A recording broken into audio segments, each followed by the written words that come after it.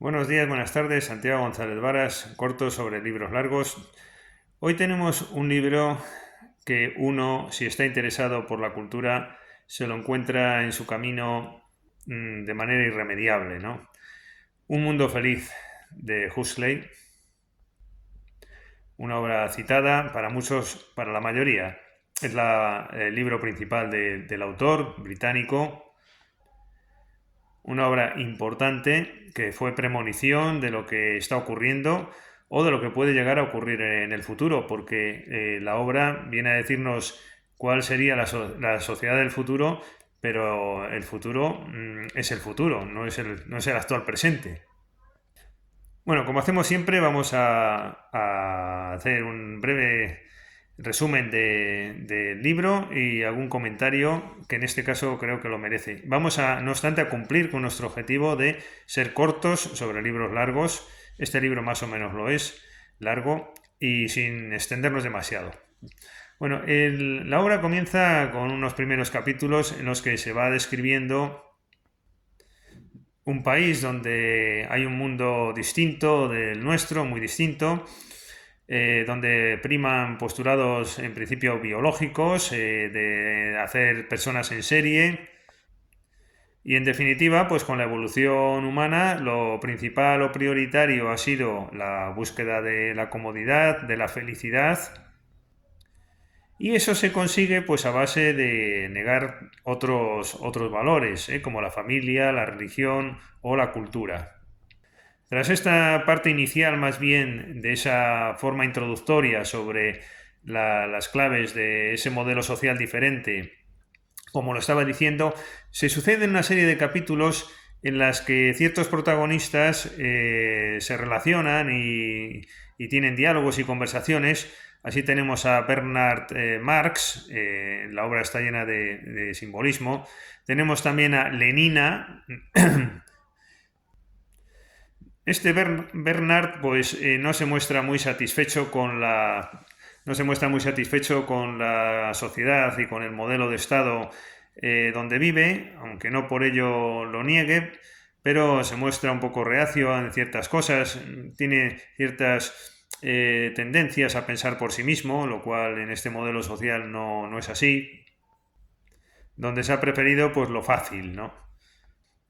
También una especie de sexo fácil, despreocupado, donde no hay amor, pero sí se ha fomentado en ese contexto de felicidad zafia o mediocre, que es lo que termina primando, pues se ha fomentado lo sexual sobre lo amoroso, como diría Houellebecq, ¿no? Décadas más tarde, por supuesto. Pues como digo, se suceden varios capítulos de relaciones entre los protagonistas. Y Bernard pues dice dónde van a pasar las vacaciones, que si el Polo Norte, que si a una reserva india, al final prima esto, y va con Lenina, allí se suceden bastantes descripciones de las reservas indias.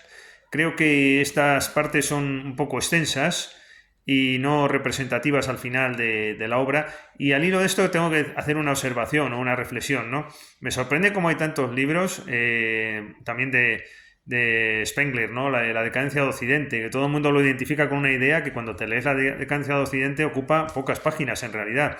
Y en este libro, bueno, y también ocurre en el Quijote. El Quijote todo el mundo habla de él y como la historia del Quijote y se olvida siempre que yo creo que hay más páginas que no son del Quijote, sino historias que se van intercalando que del Quijote mismo, ¿no? Es decir, que muchas veces los libros pasan a representar una idea y todo el mundo habla de la idea y después se olvida de que el contenido del libro es un poco distinto. Yo creo que aquí Huxley pues ha querido hacer un novelón también, ¿no?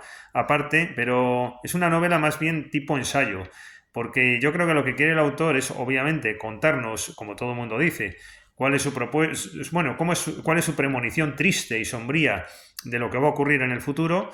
Es una especie como de ensayo, como de idea o reflexión filosófica, si se quiere, principal, y lo novelado pues va un poquito secundario, pero acaba ocupando mucho más espacio.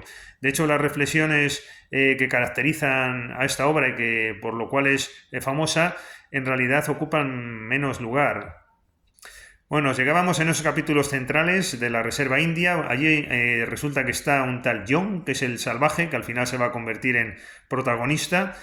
Y este John, pues como decimos, está en la Reserva India y resulta que es hijo del jefe de la Reserva de la sociedad esta sociedad, este país, ¿no? Donde todo es de la manera que estábamos contando, y de Linda, bueno, pues que se perdió y acabó en una reserva india, por eso tuvo a este hijo ahí. Bueno, acaba acudiendo también este John, el salvaje, a la ciudad, al mundo el mundo de la civilización, que además se llama así. Es interesante porque esta obra es de los años 30 y está en esa época muy presente la contraposición entre civilización y otras cosas, ¿no? Como Thomas Mann, por ejemplo, ¿no? Civilización y cultura en las consideraciones de un político, etcétera. Bueno, pues este Huxley también está un poco en esa idea de civilización por un lado y grandes valores, tradición, cultura, etcétera, por otro lado.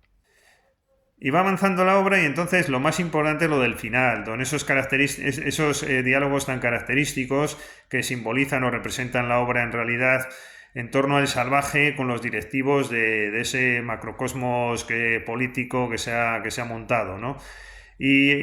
Claro, el salvaje viene a ser como una especie de persona que quedó olvidada, pero que contacta sin la comedura de coco que tienen todos los demás, y este hombre pues ve todo extraño, ve que no hay hombres realmente, ¿no? Bueno, hay muchas cosas que contar en torno a este libro. Los dirigentes del lugar ponen de manifiesto al salvaje, que es la única persona capaz de observar las cosas desde fuera y de tener una reflexión propia, pues vienen a decir que son mayores los méritos que deméritos y que es un gran avance y un gran progreso lo que se ha conseguido, en el sentido de encontrar la felicidad, que es lo que todos querrían, ¿no? Y es verdad que ha sido a costa de sacrificar ciertos valores. Entonces se habla del papel que representa aquí la familia, que es ninguno, porque no producía más que cosas negativas. Incluso se ha acabado con las guerras en este modelo social utópico y en efecto pues tiene cosas muy interesantes. Yendo un poco al análisis, creo que primero este libro conecta con el pensamiento del autor, obviamente que se reflejan otras obras suyas, por ejemplo el que tiene de la filosofía perenne. Huxley, claro, no se puede entender como, bueno, pues Huxley escribe esto en este libro. No, yo creo que aquí hay un Huxley de fondo. Hay una persona, no me atrevería a decir que es un reaccionario, pero desde luego no tampoco es un antidemócrata, diríamos, pero desde luego no es un convencido de los valores de la masa y que los votantes determinen todo. Yo creo que en el fondo la idea que se transmite aquí es que precisamente ese modelo democrático, etcétera, conduce a este tipo de pautas.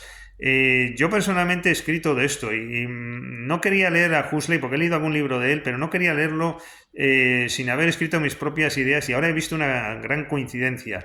Lo que pasa es que lo que yo he hecho en la soberanía pop, que llamo, en esa novela de Colex y otras publicaciones, El estado de la cultura, etcétera, yo lo que propugno es que parecido a Huxley, es que la propia sociedad, la propia democracia, la propia soberanía pop, como llamo yo, es la que desemboca en un modelo de este tipo, no idéntico al que yo considero, pero muy parecido.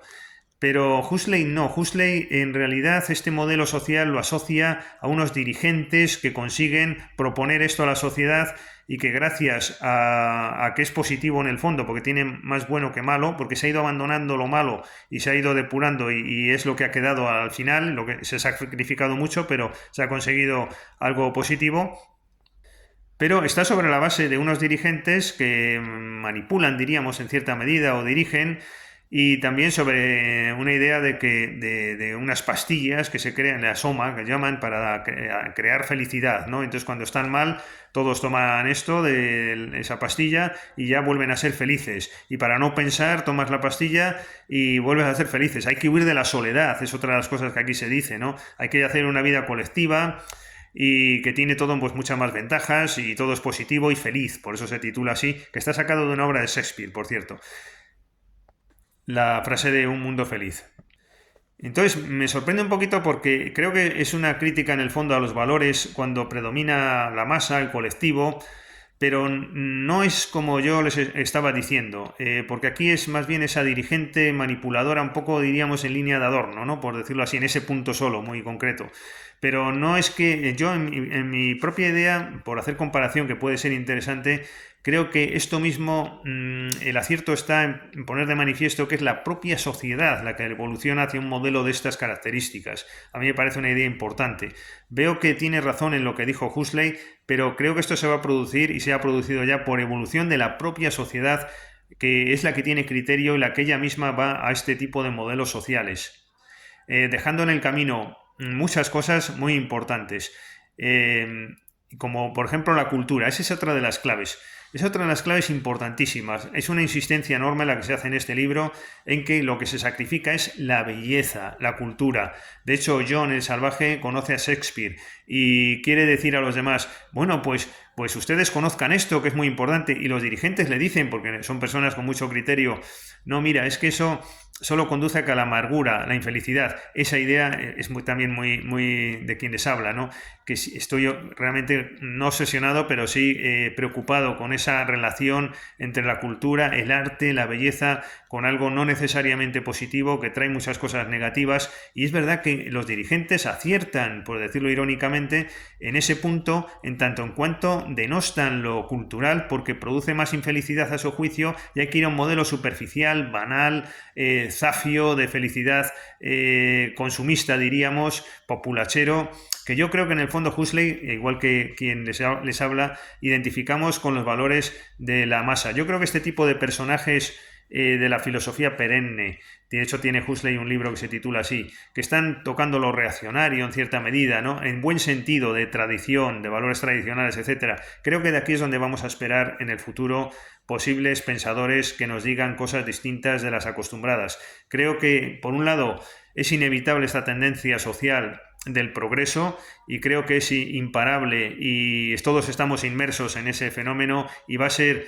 muy difícil que lleguemos a otro modelo social, porque es necesario seguir profundizando en lo democrático, en la soberanía popular, pero por desgracia creo que esto va a conducir a un modelo, como se está contando aquí en gran medida, con renuncia de lo cultural. Y como estaba diciendo, creo que las únicas chispas que en el camino pueden llegar a saltar de hacernos pensar algo van a venir más bien de este tipo de pensadores, que no me voy a detener ahora en ellos, pero hay una larga tradición y un gran equipo y grupo, no es uno solo, de pensadores de filosofía perenne, etcétera. De hecho, el libro de Huxley, titulado Filosofía perenne, un puro ensayo, porque este Huxley es un intelectual muy creativo y no solo novelista, sino, como digo, ensayista, etcétera.